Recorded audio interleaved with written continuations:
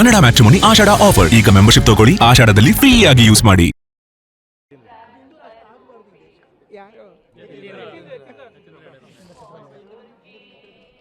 ಯತೀಂದ್ರ ಅವರು ಅವರ ತಾಯಿಗೆ ಹೋಗಿ ಕೇಳಬೇಕು. ಯಾರು ಅವರನ್ನು ಹೆತ್ತಿದ್ದಾರೆ, ಯಾರು ಅವರನ್ನು ಹೊತ್ತಿದ್ದಾರೆ, ಅವರಿಗೆ ಹೋಗಿ ಕೇಳಬೇಕು ನೀವು ಯಾರು ಅಂಥೇಳಿ. ನೀವು ಯಾವ ದೇವರನ್ನು ನಂಬ್ತೀರಿ, ಯಾವ ಆಚಾರವನ್ನು ಪಾಲನೆ ಮಾಡ್ತೀರಿ, ಯಾವ ಸಂಸ್ಕೃತಿಯನ್ನು ಪಾಲನೆ ಮಾಡ್ತೀರಿ, ಅವರ ತಾಯಿಗೆ ಅವ್ರು ಕೇಳಿದರೆ ಆ ತಾಯಿ ಅಂದರೆ ಸಿದ್ದರಾಮಯ್ಯನವರ ಹೆಂಡತಿಯವರು, ಯತೀಂದ್ರ ಅವರ ತಾಯಿಯವರು ಕರೆಕ್ಟ್ ಉತ್ತರವನ್ನು ಯತೀಂದ್ರ ಅವರಿಗೆ ಕೊಡ್ತಾರೆ.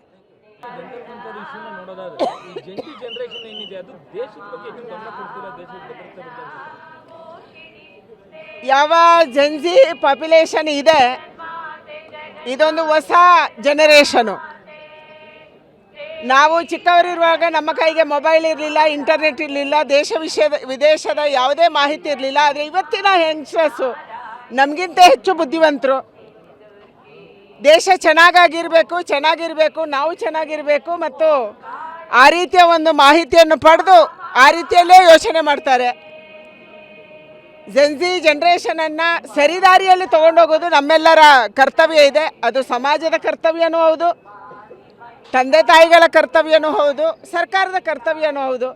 ಅವರಿಗೆ ಸರಿದಾರಿ ತೋರಿಸುವಂಥ ಮತ್ತು ಸರಿದಾರಿಯಲ್ಲಿ ತೊಗೊಂಡೋದ್ರೆ ಖಂಡಿತ ಅವರು ಈ ದೇಶದ ಭವಿಷ್ಯಕ್ಕೆ ಬಹಳ ಪೂರಕವಾಗಿ ಕೆಲಸ ಮಾಡ್ಬೋದು. ಯಾಕೆಂದರೆ ಇವತ್ತಿನ ಸ್ಟಾರ್ಟಪ್ಸ್ಗಳಲ್ಲಿ ನಾನು MSME ನೋಡ್ತಾ ಇದ್ದೀನಿ.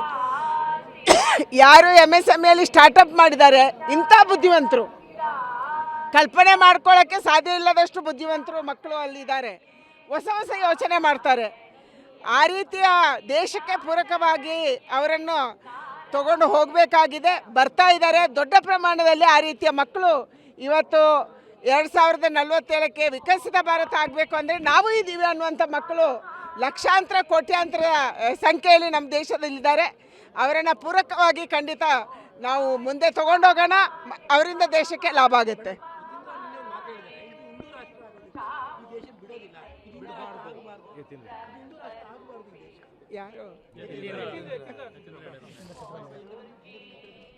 ಯತೀಂದ್ರ ಅವರು ಅವರ ತಾಯಿಗೆ ಹೋಗಿ ಕೇಳಬೇಕು. ಯಾರು ಅವರನ್ನು ಹೆತ್ತಿದ್ದಾರೆ, ಯಾರು ಅವರನ್ನು ಹೊತ್ತಿದ್ದಾರೆ, ಅವರಿಗೆ ಹೋಗಿ ಕೇಳಬೇಕು ನೀವು ಯಾರು ಅಂಥೇಳಿ. ನೀವು ಯಾವ ದೇವರನ್ನು ನಂಬ್ತೀರಿ, ಯಾವ ಆಚಾರವನ್ನು ಪಾಲನೆ ಮಾಡ್ತೀರಿ, ಯಾವ ಸಂಸ್ಕೃತಿಯನ್ನು ಪಾಲನೆ ಮಾಡ್ತೀರಿ, ಅವರ ತಾಯಿಗೆ ಅವ್ರು ಕೇಳಿದರೆ ಆ ತಾಯಿ ಅಂದರೆ ಸಿದ್ದರಾಮಯ್ಯನವರ ಹೆಂಡತಿಯವರು, ಯತೀಂದ್ರ ಅವರ ತಾಯಿಯವರು ಕರೆಕ್ಟ್ ಉತ್ತರವನ್ನು ಯತೀಂದ್ರ ಅವರಿಗೆ ಕೊಡ್ತಾರೆ. ಕನ್ನಡ ಮ್ಯಾಟ್ರಿಮೋನಿ ಆಷಾಢ ಆಫರ್. ಈಗ ಮೆಂಬರ್ಶಿಪ್ ತಗೊಳ್ಳಿ, ಆಷಾಢದಲ್ಲಿ ಫ್ರೀ ಆಗಿ ಯೂಸ್ ಮಾಡಿ.